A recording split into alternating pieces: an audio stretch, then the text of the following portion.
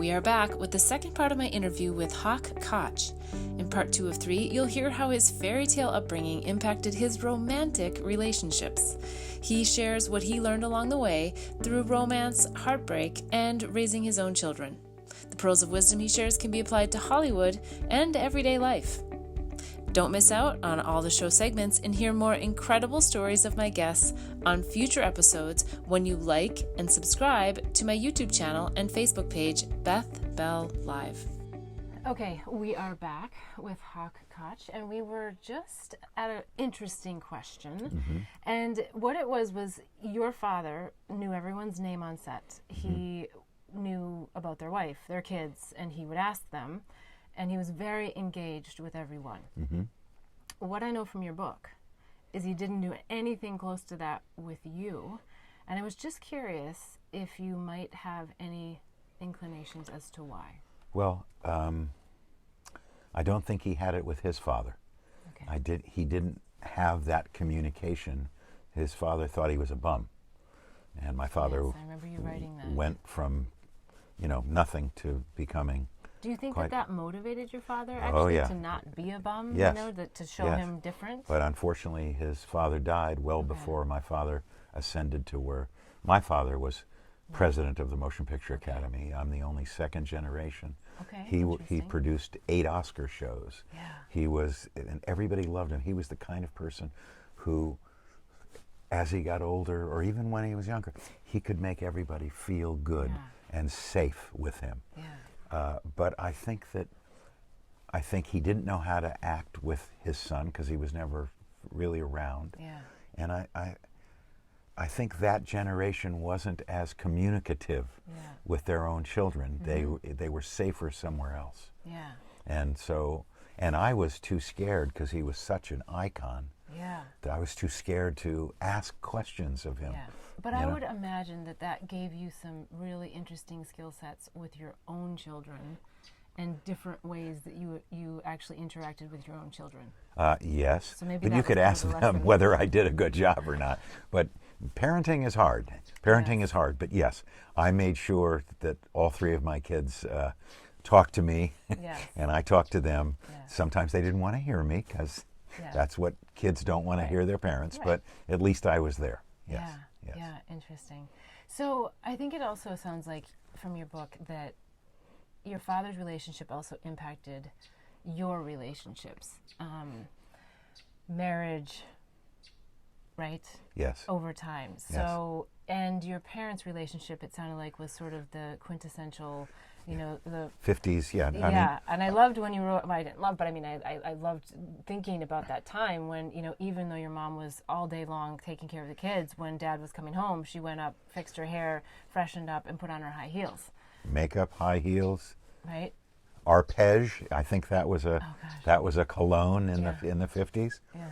And when my dad came home, he'd toot the horn, and she'd be downstairs to give him a hug, looking like she looked, when they first got married. Yeah. And I guess I assumed, well, that's what a marriage is. Yeah. When I come back after a 12-hour day, I wanted to, where's my wife in high heels and ready to be there with me? Yeah. And they weren't. Yeah. They were, doing what in, I guess, late 60s, early 70s, it was the women's movement, and it wasn't, I'm just here to take care of you. Yeah, women were looking to be their own and have a different type of relationship. Right, so, but I didn't put that together, and unfortunately, I made some mistakes, and they made some mistakes. Well, and I felt like the pearls of wisdom that came from that throughout your book was that you really reflected back on that. And, sometimes we learn the same lesson a couple of times, but you were learning the lessons along the way.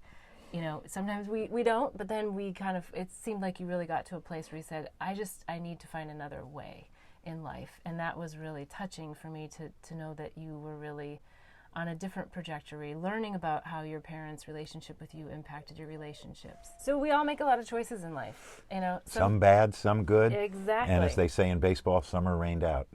Oh, I like that. You win some, you lose some, and some are rained out. But the best part about that is that we can always make another choice. Well, that's That's why I say, people say, God, you got married 100 times? And I said, well, because I showed up. I tried. Yeah. A lot of people don't try.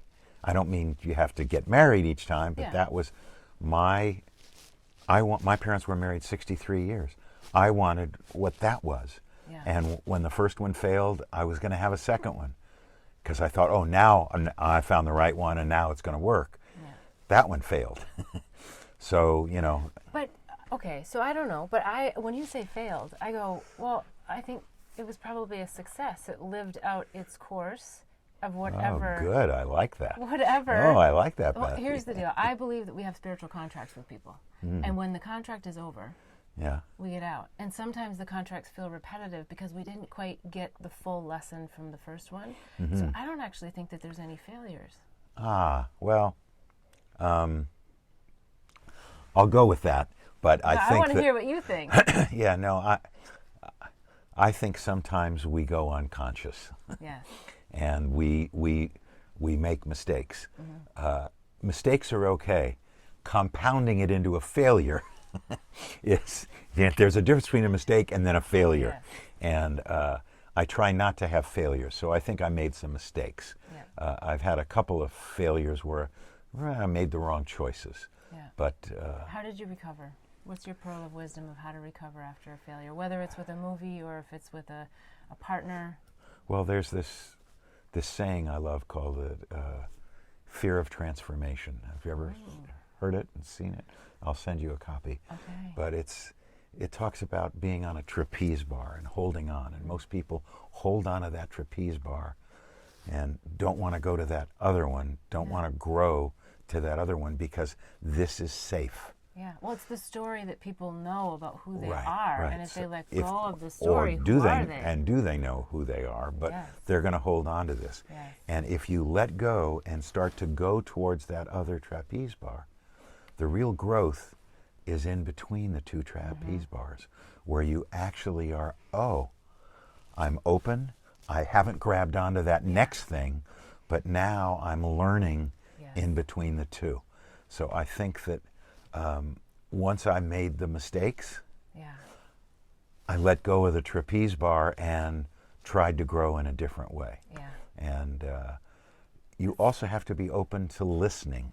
Yes. Listening is a hard thing for a lot of people to do, and to have someone change your mind, But, when I had gone through many relationships, and I was 49, and my good buddy said to me, because I was complaining about the last girl who said, goodbye, and I was in a lot of pain, and I was thinking, who's the next one, and what am I going to do? And I said, maybe I should find something to do spiritually for my 50th birthday.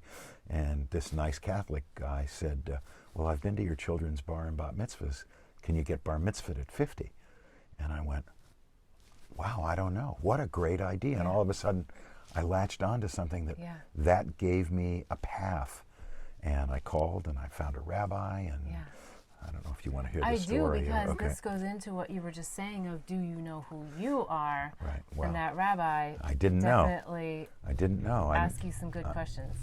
I met with a rabbi. I found a rabbi who taught Kabbalah and Hebrew meditation. Okay. And I went into his kind of dark little room. Yeah. And dark little room. Why it was just because it was in a it was cozy and warm, but it wasn't like some bright. It didn't look like a doctor's office or something that's bright. It was just kind of warm and one light on, one small light, and I talked to him for about a half hour and kind of told him kind of who I was, and he said to me, "Well, who are you?" And I went, "Oh, well, I'm a movie producer." Yeah. He said, No. Who are you?" Yeah. And I went, "Oh, well, I'm a father and I'm a son." He said, "Come on, who are you?" And I was like, "Uh-oh. Well, who am I?" Yeah. And I don't know where it came from, but I said, "I'm a Jewish man." And he said, "That's a start." And he said, and I thought, "Uh-oh, I'm in trouble." Yeah. And he said, "What's your Hebrew name?" And I said, "My parents are non-religious. I never had a bar mitzvah." I don't have a Hebrew name. Yeah. And he said to me, before we disclose the Hebrew name, or the new name that you came up with.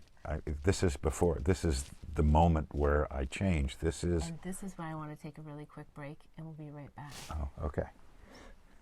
Blossom Bliss products are designed to help empower pure love and purpose in your life. It's through the power of words, flowers, and symbols that our products assist you in creating a blissful life. The power of words in our mini mantra word bar necklaces assist you in setting and blossoming your personal intentions. The affirmation cards leverage the power of flowers by providing daily inspiration. And the power of symbols in our life journey bracelets are great reminders of the things that bring us peace, joy, and love. Products are made and blessed in Bali with love by Balinese artisans who work with empowered hearts. When you purchase jewelry with a bee charm, we donate to save the bees. Join us in pollinating the planet with love. Go to our website, blossomblissbali.com. Again, that's blossomblissbali.com. Thanks for joining in to hear the life journey lessons and pearls of wisdom of me and my guests. Be sure to hear all 3 segments when you subscribe to my YouTube channel and receive reminders to upcoming shows and segments. The full episode is also available at bethbell.me/show. If you found this inspiring, please give this episode a like and a big thumbs up. If you want to hear more, follow me or hit the bell for reminders at Beth Bell Live on Facebook and YouTube. I'd love to have you join the mission of pollinating the planet with love.